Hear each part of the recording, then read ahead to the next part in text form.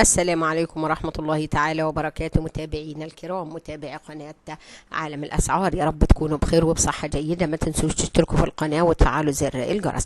أخبار مصر الهامة والعاجلة اليوم الثلاثاء 30 من يوليو 2024، وإليكم العناوين. ترشيد الدعم: ماذا يريد صندوق النقد الدولي من مصر لصرف شرائح القرض؟ السفارة الأمريكية بلبنان تنصح رعاياها بالمغادرة في أسرع وقت بعد تجسيد مشهد العشاء الأخير في أولمبياد باريس بشكل مسيء. أصحاب مزارع بالغربية يكشفون أسباب ارتفاع أسعار الدواجن. أخذ فلوس وضحك علي. خليجية تضع إسلام بحيري في مأزق. 1500 جنيه مكافأة تميز للعاملين والهيئة المعاونة وأعضاء هيئة التدريس بجامعة القاهرة.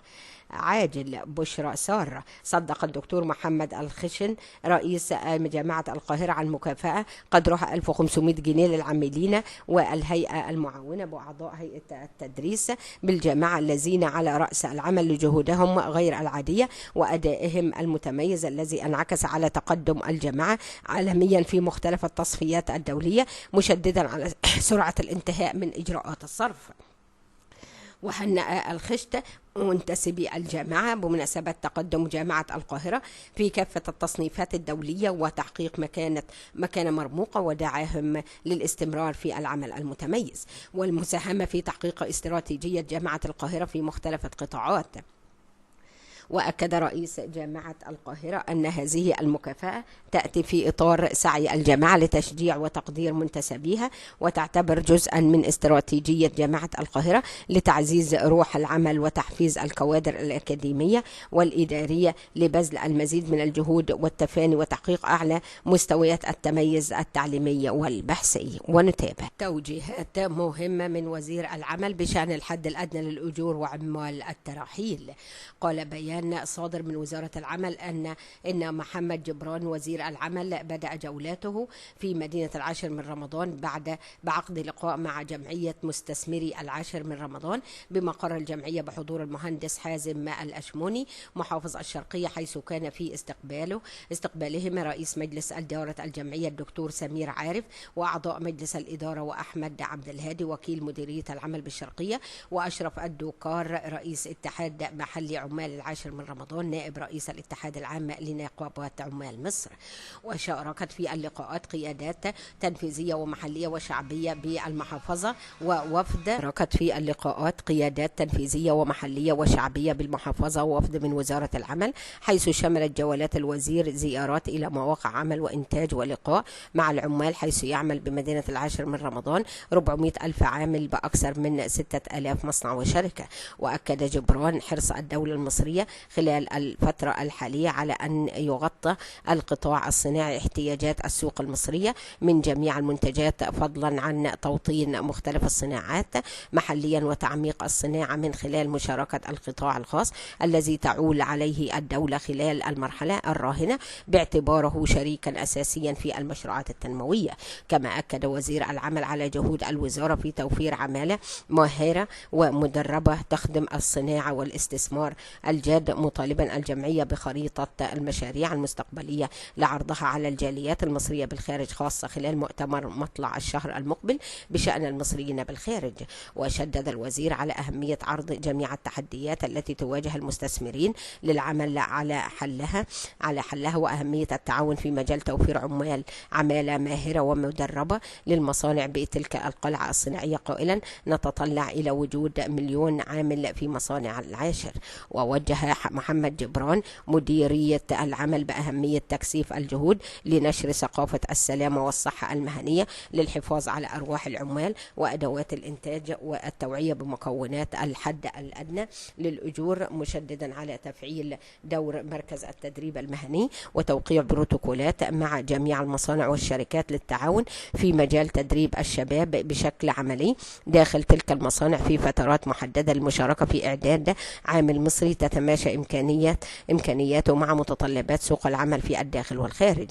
وتحدث وزير العمل عن العمالة غير المنتظمة التراحيل، موضحا الفرق بين العمالة غير المنتظمة المسجلة لدى وزارة العمل عن طريق مقاولين وعمال التراحيل الذين تسعى الوزارة خلال الفترة الحالية إلى تقديم دعم لهم وتوفير حياة كريمة للمستحقين تنفيذا لتوجيهات الرئيس عبد الفتاح السيسي.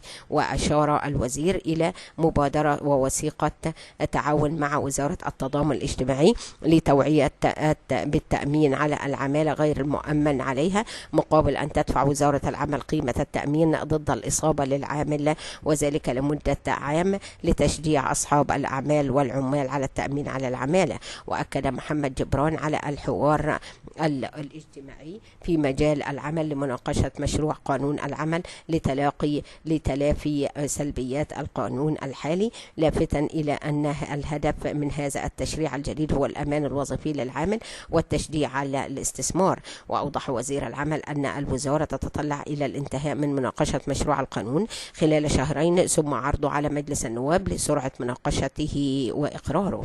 ودعا الوزير جمعية مستثمري العاشر من رمضان بالمشاركة في هذا الحوار الاجتماعي، حيث دار الحوار بين الوزير وأعضاء جمعية المستثمرين والحضور بشأن التعاون والخطط المستقبلية. وأجاب خلاله وزير العمل على تساؤلات بعض المتحدثين التي تخص ملف العمل والصناعة. وكان اللقاء بدأ بكلمة ترحيبية من الدكتور سمير عارف رئيس الجمعية، والذي أكد على توجيهات الحكومة بشأن دعم الصناعة في مصر والاهتمام بالتنمية البشرية ووجود عمالة ماهرة ومدربة، مشيدا بجهود سرعة إصدار قانون العمل ليراعى مصالح جميع الأطراف.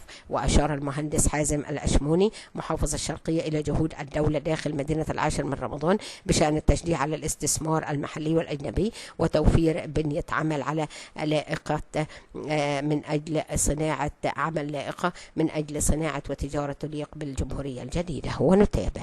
أصحاب مزارع بالغربية يكشفون أسباب ارتفاع أسعار الدواجن. كشف 2 من أصحاب مزارع الدواجن بقرية برمة التابعة لمركز طنطا محافظة الغربية الأسباب الحقيقية لارتفاع أسعار الدواجن مؤخرا. تعتبر قرية برمة إحدى أكبر القرى الرائدة في مجال تربية الدواجن والبط بمختلف أنواعهما، وأيضا إنتاج البيض، ويوجد بها ما يقرب من 6000 مزرعة، وتوارث أبنائه تلك المهنة منذ مئات السنين. أسعارنا ثابتة. بهذه الكلمات أكد إبراهيم المتولي صاحب إحدى مزارع تربية الدواجن بقرية برمة حديثة، موضحا أن الأسعار بيع الدواجن والبط بمختلف أنواعه ما زالت ثابتة برغم تعرضهم لعدة خسائر متتالية، وأن السبب في ارتفاع أسعار الدواجن في الأسواق هم التجار، وذلك بسبب تكلفة النقل وارتفاع أسعار الوقود، مشيرا إلى أن هناك بورصة لتحديث سعر الدواجن يوميا يلتزم بها التجار. وأوضح السيد مصطفى صاحب مزرعة دواجن بقرية برمة أن أسعار بيع الدواجن في المزارع لم تشهد أي ارتفاع، وذلك بسبب استقرار أسعار الأعلاف، ومن المتوقع ارتفاع الأسعار في الفترة المقبلة بسبب ارتفاع تكلفة النقل جراء تحريك أسعار السولار والبنزين، موضحا أن سعر الدواجن في السوق شهد زيادة قيمتها تصل من 10 إلى 12 جنيه تقريبا خلال يومين فقط بعد زيادة أسعار الوقود. ونتابع. أهالي مجدل شمس يتظاهرون رفضا لزيارة نتنياهو. تظاهر المئات من أبناء قرية مجدل شمس في الجولان السوري المحتل ضد زيارة رئيس وزراء الاحتلال بنيامين نتنياهو المحتملة إلى القرية بعد حادث الهجوم الأخير الذي أسفر عن سقوط 12 شخصا بينهم أطفال. ونتابع. وبكده نكون قدمنا لكم أخبار مصر الهامة والعاجلة اليوم الثلاثاء 30 من يوليو 2024. ما تنسوش تشتركوا في القناة وتفعلوا زر الجرس، والسلام عليكم ورحمة الله تعالى وبركاته.